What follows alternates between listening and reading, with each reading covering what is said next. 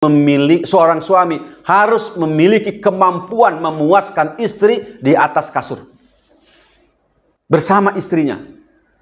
Bagaimana kemudian seorang suami harus memiliki kemampuan bagaimana caranya istri mendapatkan orgasme lebih banyak daripada dirinya.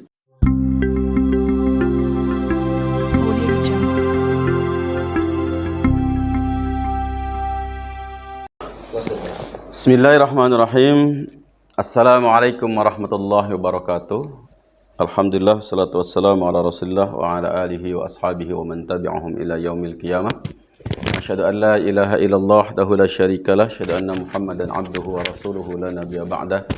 Qala Allah ta'ala fil Qur'anil Karim, ya ayyuhalladzina amanu taqullaha haqqa tuqatih wa la tamutunna illa wa antum muslimun. Allahumma la sahla illa ma ja'altahu sahla wa anta taj'alul hazna idza syi'ta sahla. Rabbi shrah li sadri wa yassir li amri wahlul 'uqdatam min lisani yafqahu qawli.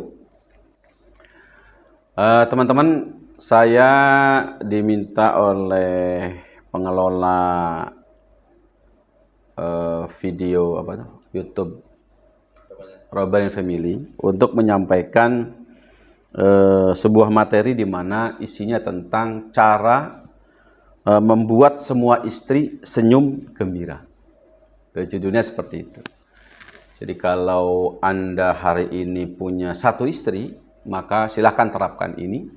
Atau Anda punya 2 istri, atau 3 istri, atau 4 istri, maka Anda boleh memanfaatkan kajian ini untuk diterapkan di rumah tangga antum semua. Karena ini insya Allah bermanfaat, dan inilah yang sudah saya terapkan bertahun-tahun, ya, paling tidak selama 21 tahun poligami ditambah 5 tahun monogami, berarti berapa tuh? Berarti 26 tahun. Ini saya terapkan dalam kehidupan rumah tangga. Semoga ada manfaatnya. Ada 7 cara. Yang pertama, suami memahamkan istri bahwa rumah tangga merupakan pengabdian kepada Allah Subhanahu wa Ta'ala. Ini harus sepakat. Harus sepakat, dan istri harus paham, dan suami wajib memahamkan ini kepada istrinya. Bahwa sebagaimana tujuan penciptaan manusia, bahwa tujuan penciptaan manusia itu untuk beribadah kepada Allah Subhanahu wa Ta'ala. Dan karena rumah tangga itu adalah salah satu syariat yang Allah tetapkan, maka berarti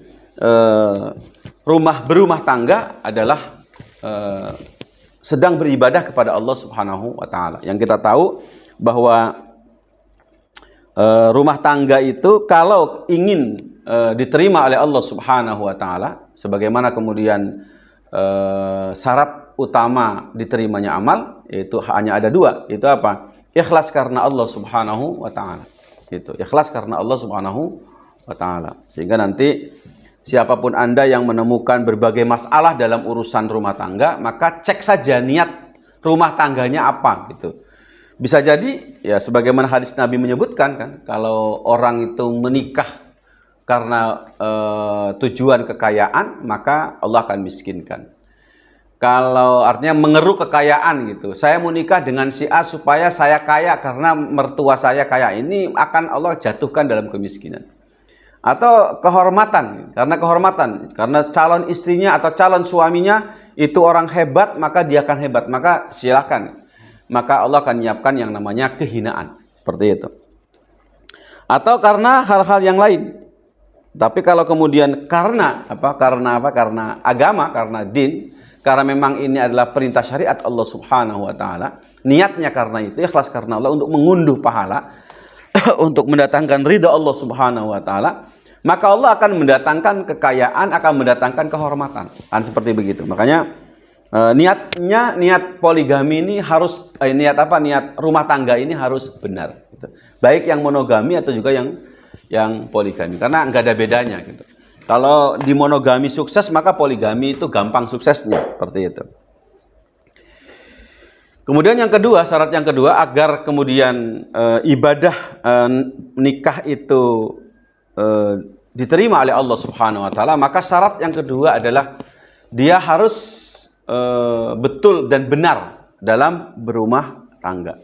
Untuk mengukur betul dan benar itu ya sudah banyak buku yang dikarang oleh para ulama yang menceritakan tentang bagaimana cara rumah tangga Rasulullah, para sahabat, para tabi'in, tabi'in. Dan silakan sebagai laki-laki Anda maka harus baca itu semua dan mengunduh ilmu dari orang yang mungkin paham dalam urusan seperti begitu. Apa yang boleh, apa yang tidak boleh itu perkara-perkara sebuah aturan yang memang wajib diketahui oleh seorang suami dalam rangka untuk menata rumah tangganya.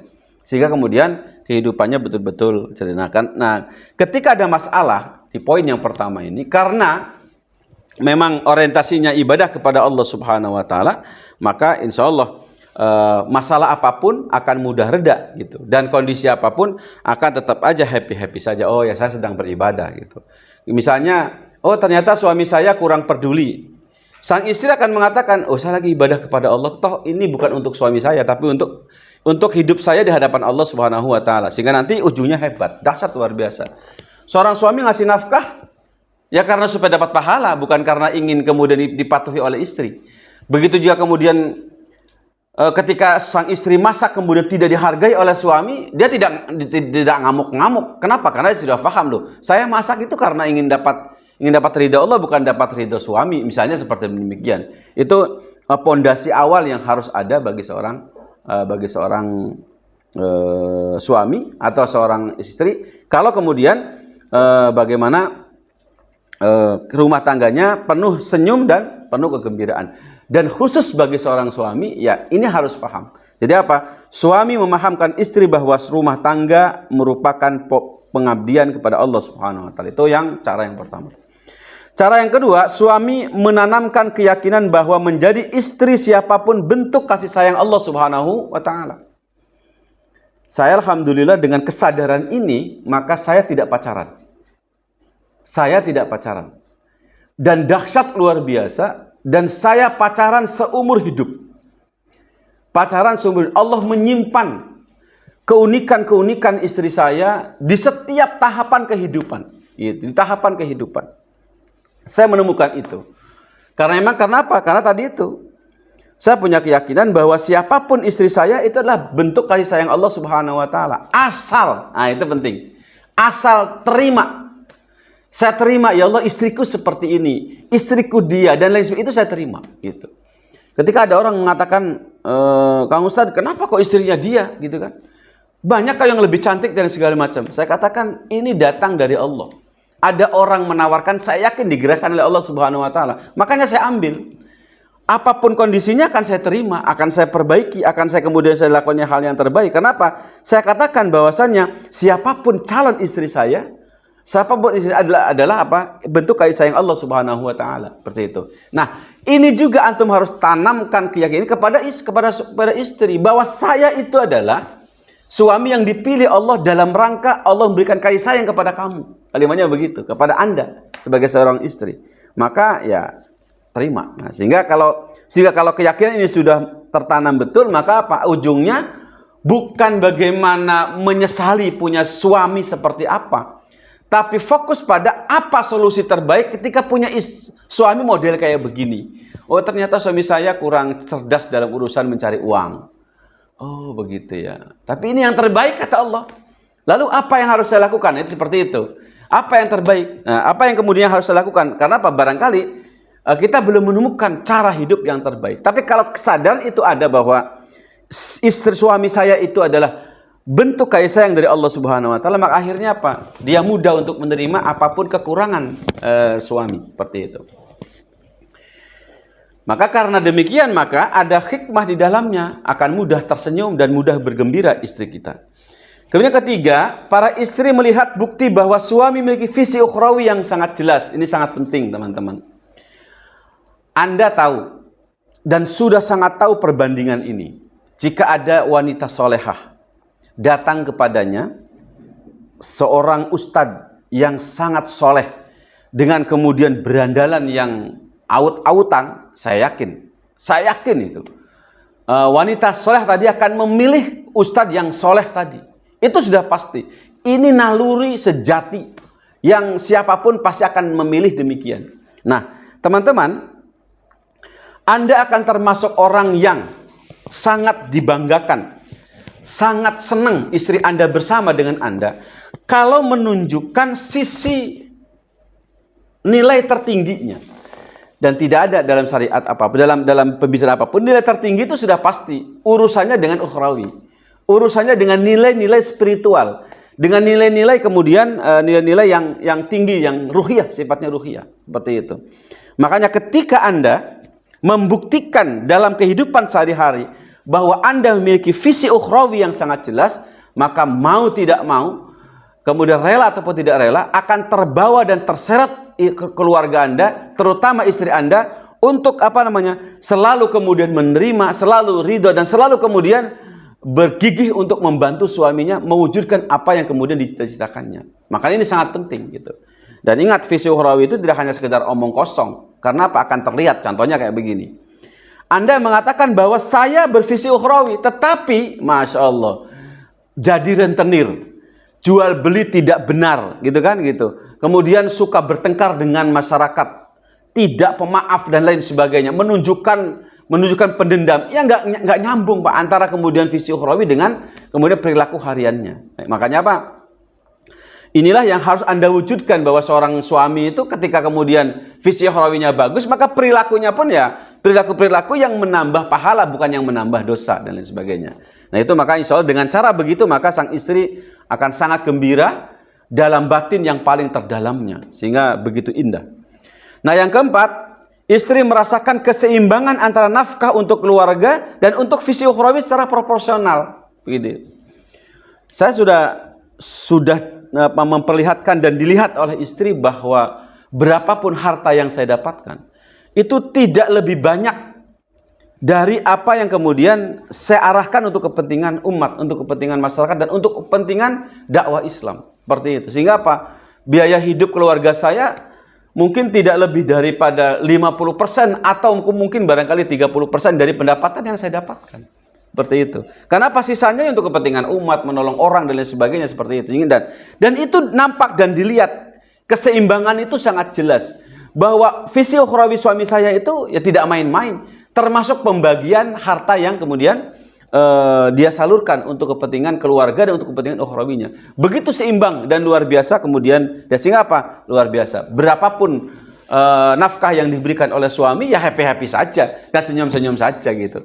Bahkan ketika kemudian orang dikasih uang misalnya sekian rupiah itu menggerutu, justru di saat seperti begitu, dikasih sedemikian, justru beberapa istri sangat bersyukur dan lain sebagainya. Ini sangat penting. Kemudian yang kelima adalah istri merasakan hal spesial dari suaminya. Ini sangat penting, Pak.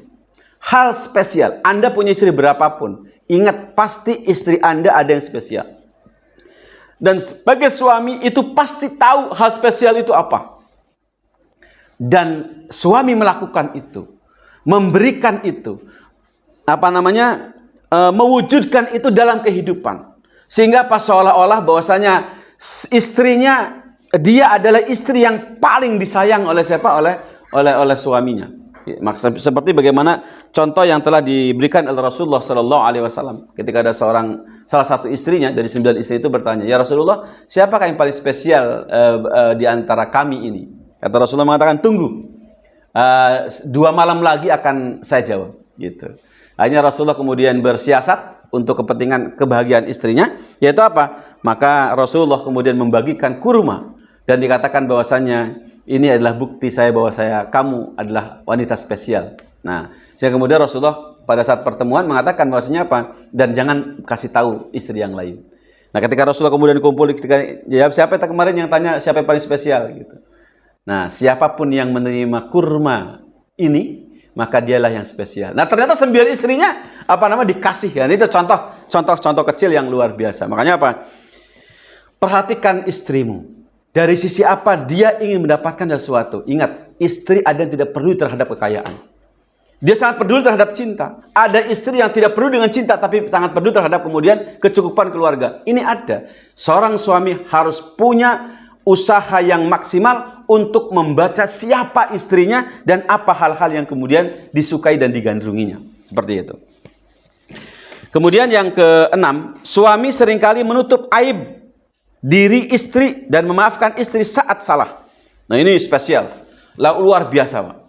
Kalau Anda bisa melakukan ini untuk istri Anda, pada saat kemudian istri Anda melakukan sesuatu yang buruk, sesuatu yang salah, sesuatu yang keliru, kemudian Anda langsung buru-buru menutup, tidak membahasnya, bahkan berusaha melupakan, dan bahkan kalau ditanya pun kemudian pura-pura tidak tahu dan mengalihkan pembicaraan, maka Masya Allah, istri Anda termasuk orang yang nanti akan mendapatkan kebahagiaan yang luar biasa. Kenapa? Karena apa? Dia akan menganggap bahwasanya di mata suaminya, saya adalah orang yang memang tidak memiliki aib yang sangat buruk, sehingga apa? Dia bisa bertingkah seolah-olah tidak punya salah, sehingga apa? Dia bisa berekspresi melebih dari itu semuanya. Nah, di balik itu juga, teman-teman, ketika Anda sanggup menutup aib diri istri dan kemudian memaafkan istri saat salah, maka Masya Allah, Anda termasuk manusia yang diagungkan oleh istri Anda. Dan seolah-olah bahwasannya dia memiliki suami yang super hebat, luar biasa. Kenapa? Dahsyat. Dia sanggup memaafkan istrinya. Nah, yang ketujuh, yang terakhir, suami sangat cerdas dalam memuaskan istri saat berjima. Nah, ini sangat penting karena kata para ahli mengatakan untuk mendapatkan kepuasan istri cukup dengan 3 langkah. Ada K pertama adalah bisa memberikan nafkah, yaitu kasab, bisa kasab. Yang kedua adalah komunikatif, yang terakhir adalah kasur. Nah, seorang suami harus memiliki kemampuan memuaskan istri di atas kasur bersama istrinya. Bagaimana kemudian seorang suami harus memiliki kemampuan bagaimana caranya istri mendapatkan orgasme lebih banyak daripada dirinya. Karena pada kenyataannya istri bisa melakukan itu. Seorang perempuan bisa orgasme sampai 10 kali, 30 kali, bahkan ada yang sampai 100 kali bisa. Sementara suami ya cukup sekali selesai. Gitu. Makanya apa? Suami spesial itu adalah suami yang sanggup kemudian memberikan kepuasan seksual kepada istrinya lebih banyak dibanding kemudian siapapun. Itu barangkali yang bisa saya sampaikan pada kesempatan kali ini. Semoga istri Anda mudah tersenyum dan istri Anda puas dengan kehidupan Anda. Ingat teman-teman, sekalipun ini terlarang, seorang istri bisa jadi akan membandingkan Anda dengan suami yang lain. Makanya apa? Yang paling terbaik adalah bagaimana Anda menjadi laki-laki yang sanggup mengkomunikasikan siapa diri Anda dan diri Anda adalah orang yang terbaik. Semoga bermanfaat. Alhamdulillah. Assalamualaikum warahmatullahi wabarakatuh.